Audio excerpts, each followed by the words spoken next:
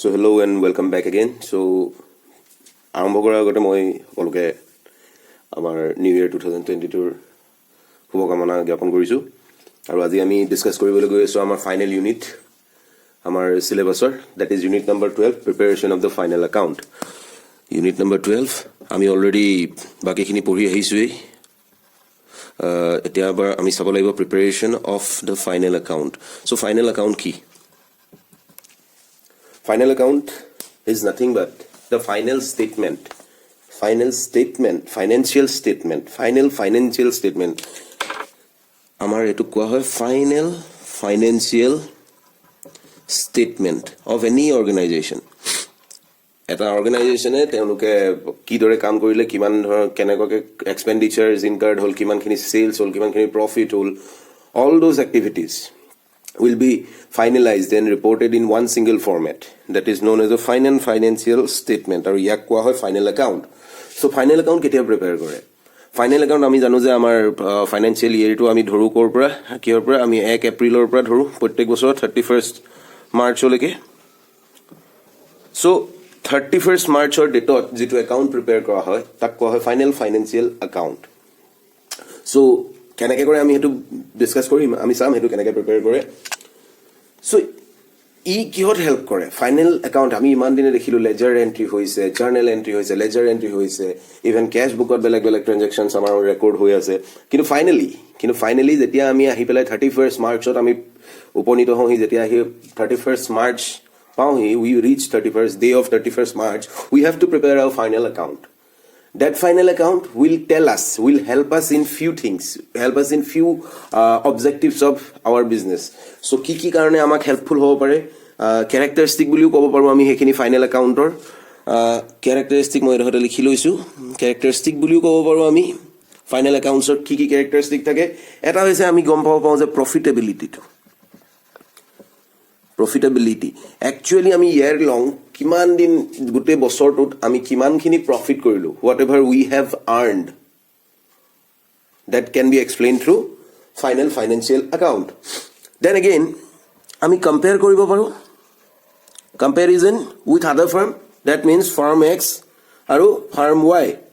company X aru company Y major ami final account through compare koribo paru kintu a comparison to sadarante ledger journal cash book hekinir pa ami compare koribo noro final account is a final statement so ami compare koribo paru who is the most successful company or the firm. Okay next hoise amar financial position ekhon firm ba eta office or tar financial position to ki hoy ase ami he bostu tu ami final account or pra gom pabo paru ami sam keneka yar pra ami final account or pra keneka ami financial positions bilak bujibo paru. Then future business concerns bilak ki যে আমাৰ বৰ্তমান অৱস্থাত কি লাভ হৈছে কি লোকসান হৈছে গুটেই বস্তুখিনি গম পোৱাৰ পিছত আমি ইন ফিউচাৰৰ কাৰণে আমি প্ল্যান কৰিব পাৰো যে নেক্সট স্টেপ কি হ'ব আফটাৰ 31st March 2023 1 এপ্ৰিলৰ ডেটত 1 এপ্ৰিল from 1 এপ্ৰিল onwards আমি কি কৰিব লাগিব কিমান টকা আমাৰ ব্ৰড ডাউন হ'ব ক্যাপিটাল হিচাপে কিমান টকা আমাৰ হাতত আহিব আৰু নেক্সট আমি কিমানখিনি এক্সপেনশন কৰিম আমি কেনেকৈ খৰচখিনি কমাব পাৰো কষ্ট কাটিং কৰিম so all thing we can be decided through this financial statements final account that is the final account. Okay so এতিয়া আমি চাওঁ যে okay তাৰ আগতে এটা কথা মই কৈলো যে যেতিয়া final statement financial final account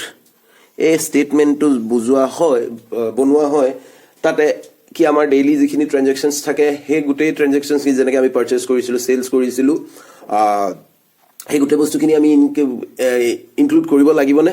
কাৰণ অলৰেডি আমি জাৰ্নেলত এন্ট্ৰি কৰি থৈ আহিছো হে ডেইলি এক্টিভিটি খিনি লেজাৰত এন্ট্ৰি কৰিলোৱে অলৰেডি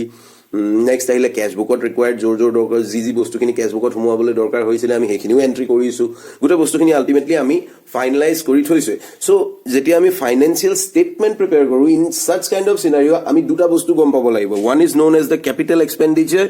okay মই এটা লিখিছো capital expenditure আৰু capital receipt CIPT receipt বুলি কয় expenditure আৰু আন দুটাৰ নাম হৈছে revenue expenditure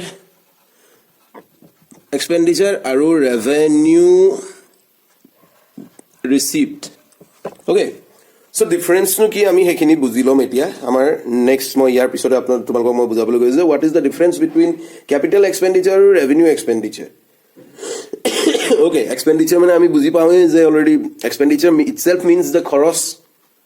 অ'কে চ' দুটা টাইপৰ এক্সপেণ্ডিচাৰ হয় কেপিটেল এক্সপেণ্ডিচাৰ আৰু ৰেভিনিউ এক্সপেণ্ডিচাৰ কি হয় আমি ভালদৰে বুজি লওঁ অ'কে চ'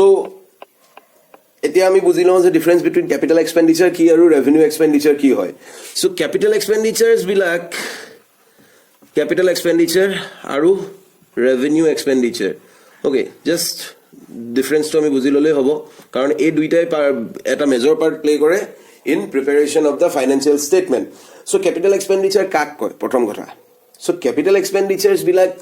কোৱা হয় যিমানখিনি এটা কোম্পানীয়ে যিমান টকা যিমান পইচাৰ যিমান এক্সপেণ্ডিচাৰ ইনকাৰ কৰে because of the fixed assets আৰু আমি জানো যে ফিক্সড এছেটছ কি আছিলে আমাৰ হাতত লেণ্ড মেচিনাৰিজ বিল্ডিং প্লেণ্টছ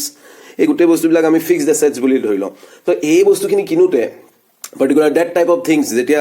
এটা কোম্পানীয়ে কিনে যিটো পইচা খৰচ কৰে সেই পইচাটোক কোৱা হয় কেপিটেল এক্সপেণ্ডিচাৰ কিন্তু revenue expenditure is a normal টাৰ্মছত বিজনেছ ট্ৰেঞ্জেকশ্যন হয় যিখিনি কনচাৰ্ণ কৰে benefits avail during the same year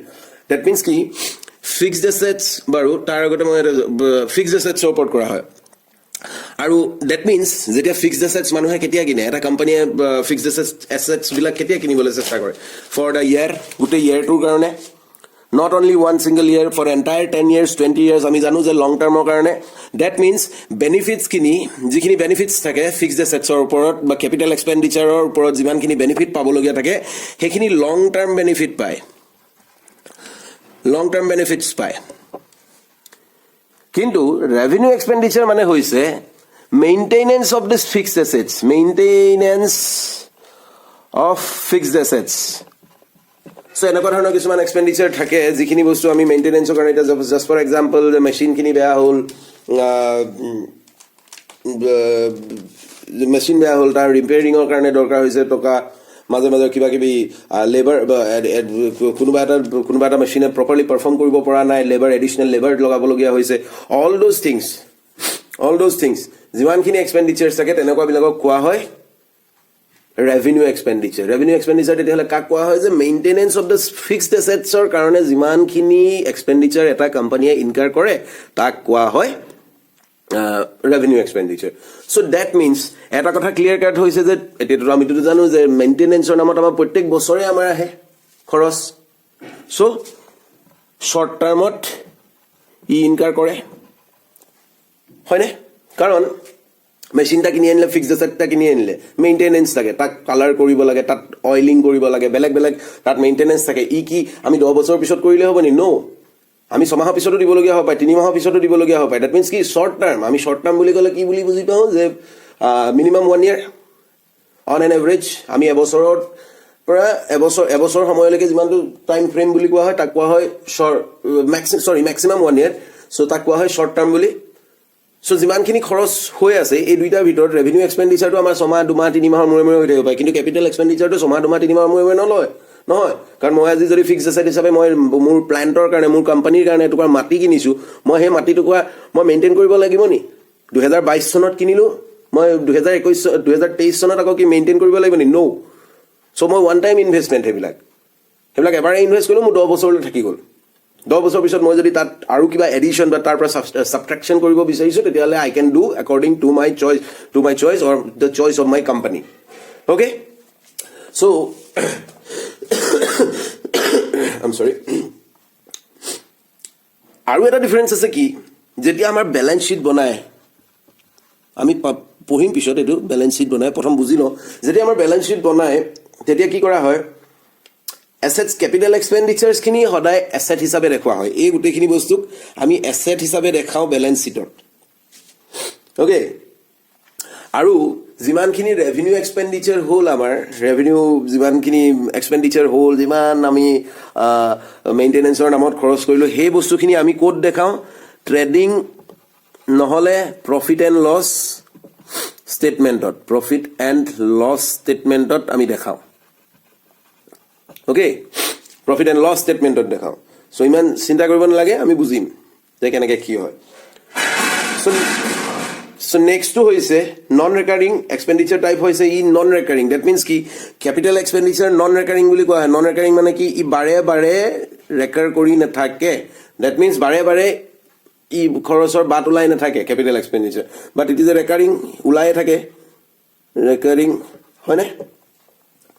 মেইনটেনেন্সৰ নামত খৰচটোতো প্ৰত্যেকবাৰ হ'বই প্ৰত্যেক বছৰত হ'ব পাৰে প্ৰত্যেক ছমাহৰ মূৰত হ'ব প্ৰত্যেক দুমাহ প্ৰত্যেক দিনত হ'ব পাৰে so' it's a type of recurring expenditure কিন্তু capital expenditure is itself a non recurring expenditure okay clear all right so' এতিয়া আমি যাওঁ what do we mean by this capital receipt আৰু revenue receipt okay next point হৈছে capital receipt আৰু revenue receipt versus revenue receipt so quickly আমি চাই লওঁ কি হয় ইমান ইন ডেপথত যাবলৈ দৰকাৰ নাই কিন্তু আমি জানিব লাগে যে কোনটো কি হয় কাৰণ এনেও যেতিয়া আমি পিছলৈ তোমালোকে যদি পঢ়া তোমালোকৰ সময়ত যদি আহে যেতিয়া এখন কাণ্ট্ৰিৰ বাজেট প্ৰিপেয়াৰ কৰা হয় এই দুটা ফেক্টৰ এই চাৰিটা ফেক্টৰৰ ওপৰত ডিপেণ্ড কৰি কাণ্ট্ৰিখনৰ ফাইনেল ষ্টেটমেণ্ট এটা প্ৰিপেয়াৰ কৰা হয় that is balance of payment balance of accounts, balance of payment, all those things can be decided through these factors. But Ruzikin Hokami Buzipon, capital receipts. Sales korilo, fixed assets, Musort Asila fixed assets, Zikinik more capital expenditure kori, capital expenditure mean more at a toka huge sum of money more khoros kori,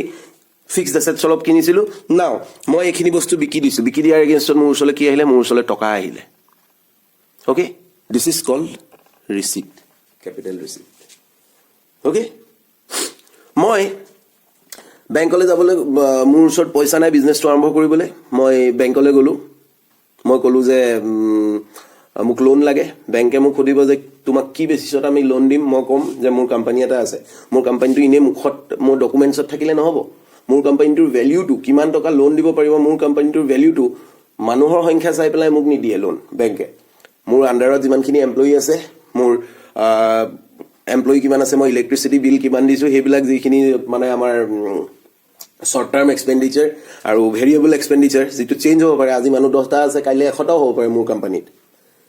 চ' সেইকেইটাৰ ওপৰত বেছ কৰি মোক loan নিদিয়ে company বেংকে মোক সুধিব যে আপোনাৰ ফিক্সড এছেটছ কিমান আছে ডেট ইজ মোৰ লেণ্ড বিল্ডিং যিমানখিনি fixed assets on the basis of that তেওঁলোকে মোক এটা এমাউণ্ট লোন হিচাপে মোক দিব চ' মই যেতিয়া লোন এটা ল'ম ডেট মিনছ কি লোনটো মোলৈ ইনকামিং হ'ল লোনটো মোৰ কোম্পানীলৈ আহিলে it is a type of receipt yes so capital receipts are those things the sales of fixed assets or পৰা আহিব পাৰে নহলে যেতিয়া fixed assets or ওপৰত বেছ কৰি মই loan law raising loan so these are the capital receipts it next আহিলে revenue receipts খিনি বেলেগ একো নাই during the normal course of business বিভিন্ন ধৰণৰ sales of goods rent from tenants dividend received etc মানে বেলেগ বেলেগ ধৰণৰ কিছুমান বস্তু ইনকাম হয় দ্যাট মিন্স কি মই যেতিয়া মোৰ কোম্পানীটোৱে ব্যৱসায় কৰি গৈ আছে ডে টু ডে বেচিছত ইয়াতে মোৰ কোম্পানীয়ে পুৰা ব্যৱসায় কৰি গৈ আছে আৰু এনেদৰে ব্যৱসায় কৰি গৈ থাকোতে কিছুমান বস্তু মোলৈ হয় কেনেকৈ মই বস্তু মোৰ ইয়াত মোৰ কোম্পানীত বনা কিছুমান প্ৰডাক্ট মই বিকিলো বিকাৰ পিছত মোৰ সেলছৰ পৰা কি হ'ল সেলছ অফ গুডছত বস্তু বিকিলো বিকাৰ কাৰণে মই পইচা পালো yes this is a revenue receipt okay next হৈছে মই কৰবাৰ পৰা কিবা ভাড়া পালো ৰেন্ট ৰিচিপ্ট মই কাবাক ভাড়া দি থৈছিলো মোৰ বিল্ডিং এটা আছে তাৰ পৰা মই ভাড়া পাইছো বিল্ডিংটোৰ এগেইনষ্টত so all those things are revenue receipts মই যদি কাবাক ভাড়া দি আছো that is a revenue expenditure not a receipt okay even dividend receipt মই এইটো বেলেগকে বুজাবলৈ যোৱা নাই এইটো শ্বেয়াৰ মাৰ্কেটৰ লগত অকমান ৰিলেটেড মই পিছত পাৰিলে এইটো ভালকৈ বুজাই দিম মুঠতে all those things minor things that comes to me during a course of time are known as a revenue receipts okay so difference juta amar clear hoy gol so etia saw je ki karone trading account bilak okay so next part hoise etia ami jetia gom palo je capital expenditure capital receipt ki hoy revenue expenditure revenue receipt ki hoy ami jetia buji palu etia ami ja othoni horisu olop agote ami pai hoy discuss kori hoy eta term that is trading account so trading account kak koy profit and loss account kak koy balance sheet kak koy just a trick ami eta kotha buji palu je অলপ আগত আমি যেটো discuss কৰিছিলো যে assets খিনি যেটা capital এক্সপেন্ডিচাৰ হয় এক্সপেন্ডিচাৰ fixed assets খিনি আমি কি কৰো ব্যালেন্স শিটত ইনক্লুড কৰো আৰু ৰেভিনিউ এক্সপেন্ডিচাৰ যিমানখিনি আছিল আমি তাক ট্ৰেডিং একাউণ্ট নহলে প্ৰফিট এণ্ড লছ একাউণ্টত আমি ব্যৱহাৰ কৰো মনত পৰিছে বুধই অলপ আগত আমি যেতিয়া ডিসকাস কৰি আছিলো ক্যাপিটাল এক্সপেন্ডিচাৰ ৰেভিনিউ ক্যাপিটাল এক্সপেন্ডিচাৰ আৰু ৰেভিনিউ এক্সপেন্ডিচাৰৰ মাজত ডিফাৰেন্স সো তেতিয়া আমি বুজি পাইছিলো তেতিয়া আমি এই স্টেটমেন্টটো পাইছিলো যে ব্যালেন্স শিটত এসেটস খিনি record kora hai yato record kora that means trading account is a type of account it is a format of an account a format of a financial statement final statement jikhini through ami amar revenue the capital expenditures bilak ami bujibo paru that means in simple mo buji paiso on confusing hobo pare statement to mo bujai disu it is a simple form jor ami ki koru entire trading eta ব্যবসায় eta business e je trading teoloke gutei bosorto bitor jiman khini trade related activities korile ei gutei khini include kora hoy so just for example ami purchase koru business farm ekhon hole mane business company eta hole mane ami ki koru ami company to hoy purchase koribo bostu নহলে sales koribo so these are the trades okay aru tar against teoloke profit pai company bilage kore ki fixed assets kine final product bike so he bostu khini korute jitu profit pai ta kwa hoy profit pai aru ei gutei bostu khini include kora hoy trading account final statement so that means trading account is a prepared the trading account is prepared to ascertain the result of the trading activities all trading activities of the business enterprise moi jodi just for example moi company x আৰু মই নিজৰ এমপ্লয়িজক wage দিছো so wage to trading account not include hoboni no it is not that kind of trade মানে কি আমি বুঝো যে বস্তু আদান প্ৰদান কৰা so যেতিয়া বস্তু আদান প্ৰদান হয় তাক আমি যিমানখিনি ট্ৰানজাকশনস হয় তাক আমি ট্ৰেডিং একাউন্টৰ আন্ডাৰত প্ৰেজেন্ট কৰো so কি কাৰণে ট্ৰেডিং একাউন্ট দৰকাৰ হয় just for simply quick sneak peek এটা মই কৈ দিছো আমি ট্ৰেডিং একাউন্টটো যেতিয়া প্ৰিপেয়াৰ কৰিম that means কি কিমান বস্তু আমি কিনিলু কিমান বস্তু বিকিলু তেতিয়া হলে আমি obviously কি গম পাম আমি আমাৰ প্ৰফিট লস টো বুজি পাম প্ৰফিট লস কি হৈছে আমি হেতু বুজি পাম নেক্সট সৰি কম্পেয়াৰ কৰিবলৈ ভাল হয় বেলেগ বিজনেছৰ লগত নহয় নিজৰ বিজনেছৰ লগত যে আমি কিমান টকা খৰচ কৰি নিজলে বস্তু কিনিলু আৰু সেই বস্তুখিনিৰ পৰা কিমান টকাৰ বেলেগ ফাইনেল বস্তু প্ৰিপেয়াৰ কৰি বেলেগক বিকিলু সো কম্পেৰিজন আমি কৰিব পাৰো next sabole gole aru I'm sorry understanding the net profit same ways net profit and loss ei gute khini bostu janibo pa aru eta kotha ami directly gom je direct expenses kiman hoy ase direct expenses company e kiman kori ase ami hetu gom keneke gom pa ami direct expenses kiman hoy ase that means ki moi iman tokar suppose 1 crore rupees or fixed assets kini মই only 50 lakhs rupees or produce কৰি আছো বস্তু বিকি আছো আৰু তাৰ এগেইনষ্টত মই return পাইছো only 50 lakhs rupees only 50 lakhs so that means কি মোৰ ডাইৰেক্টলি এক্সপেন্সেস কিমান হৈ আছে কোনটো প্ৰডাক্টত মই ডাইৰেক্ট এক্সপেন্সেস তো মোৰ ফিক্সড এসেটছত বেছি আছে আৰু fixed এসেটছত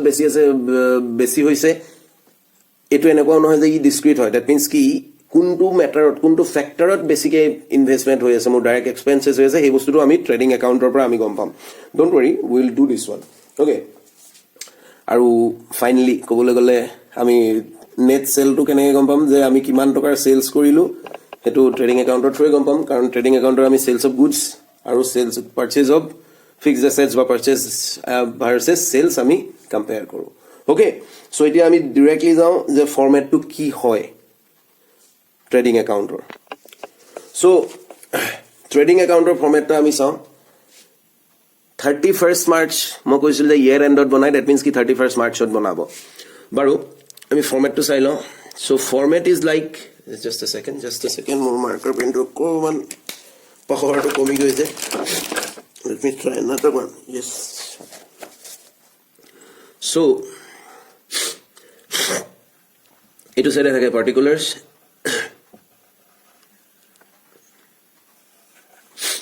amount in Indian rupee আমি বেলেগ কাণ্ট্ৰিত থকালে বেলেগত ইউজ কৰিলোহেঁতেন বেলেগ কাৰেঞ্চি particulars amount.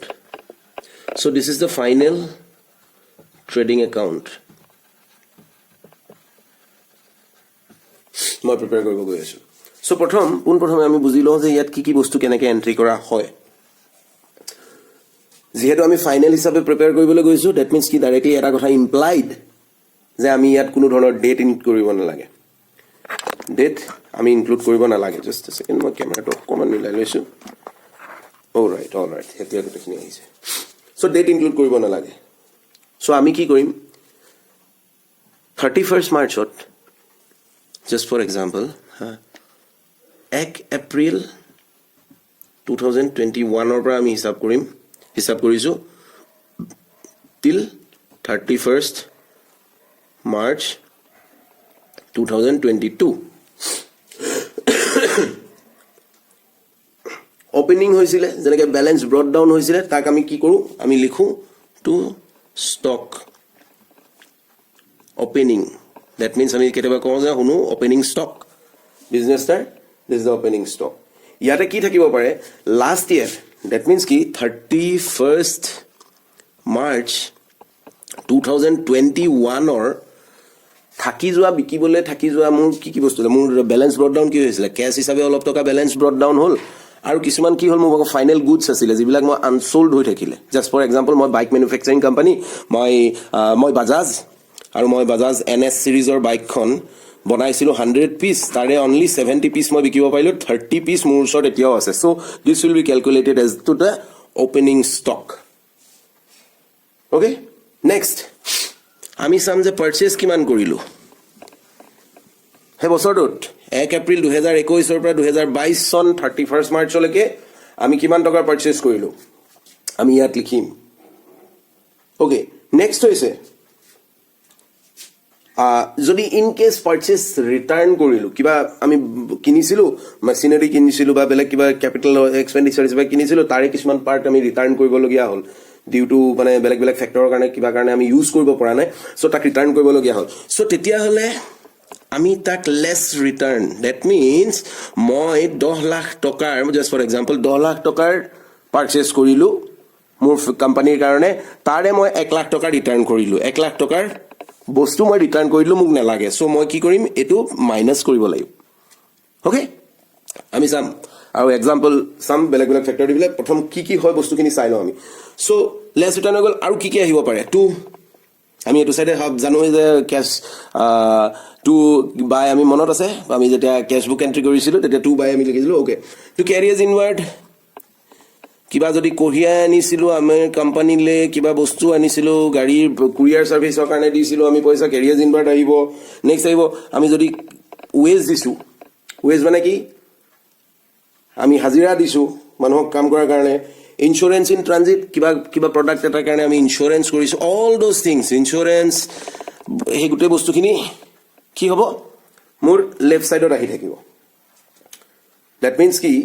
ওকে আৰু কিছুমান মই কৈ লৈছো ৰয়্যালটি যদি কাবাক দিছো আকৌ নেক্সট আহিলে ক্লিয়াৰিং ফ্ৰেট ইনৱাৰ্ড ওকে লিখিলো এক্সাইজ ডিউটি যদি মোৰ কোম্পানীয়ে পে কৰিছে কিবা নেক্সট হৈছে oil water motive power coal everything all expenses যিমানখিনি এক্সপেন্স কৰিলো হেখিনি আহিব left hand side okay next right hand সাইডত আমাৰ কি আহিব right hand side আহিব simply আমি কিমান টকা বিকিলো just for example মই ধৰি লৈছো ইয়াত এটা ভ্যালু এনেকে ভ্যালু দি পেলাই জেনিবা just for example মোৰ টোটাল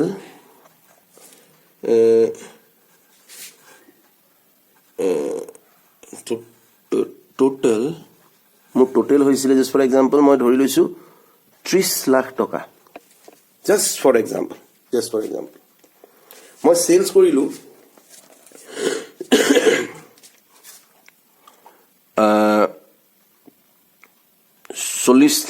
40 লাখ টকা আৰু তাৰে কিছুমান সেলস আছিল যেনেকুৱা ধৰণৰ সেলস যিখিনি মুলে ৰিটাৰ্ণ হৈও আহিলে দ্যাট মিন্স কি মোক ভৰাই পঠিয়াই দিলে সেলস আমি কি কৰিম তেতিয়া হলে লেস ৰিটাৰ্ণ কৰিম ইয়াত সেলস যিমানখিনি ৰিটাৰ্ণ হৈছে আমি ৰিটাৰ্ণখিনি লেস কৰিব লাগিব 5 লাখ টকাৰ ৰিটাৰ্ণ হ'ল জাস্ট ফৰ এক্সাম্পল ধৰি লৈছো এইটো চাইড অকণমান লাইটৰ পোহৰটো পৰি আছে ঠিক আছে চ' তেতিয়াহ'লে এতিয়া আমি যেতিয়া টোটেলিং কৰিম এইটো চাইডে ইয়াত আহি আছে আমাৰ কিমান 35 lakhs rupees অ'কে আৰু এইটো চাইডে আহি আছে আমাৰ 30 lakhs rupees চ' তেতিয়াহ'লে আমি ইয়াৰ তলত এই যেনেকৈ আগৰবাৰ balance carried forward balance carried forward balance brought down কৰোঁ ঠিক তেনেকৈ আমি এতিয়া হিচাপ কৰিলে গম পাওঁ যে ইয়াত যদি মই যদি 5 লাখ টকা এটা এড কৰোঁ তেতিয়াহ'লে এই দুইটা চাইড বেলেঞ্চ হৈ যাব হয়নে এইটো 35 lakhs হ'ব ইটো 35 lakhs হ'ব চ' তেতিয়া এই 5 lakhs টো কি হয় এতিয়া যেতিয়া এইটো চাইডে আহিছে it is a profit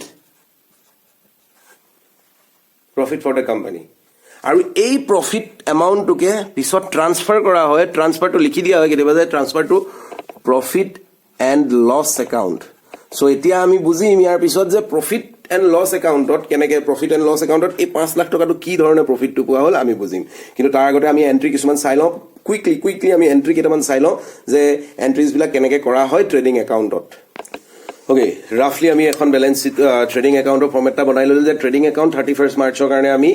in কৰিবলৈ গৈ আছোঁ ডেটাখিনি 22 যদিও 22 পোৱাগৈ নাই আমি ভৱিষ্যতৰ কাৰণে এটা প্ৰিপেয়াৰ কৰি চাওঁচোন আমাৰ ওচৰত ডাটা এভেইলেবল আছে এইখিনি মই কৈ দিছোঁ দেখিবলৈ ক্লিয়াৰ হৈছে চাগে জাষ্ট এ ছেকেণ্ড ক্লিয়াৰ হোৱা নাই অ'কে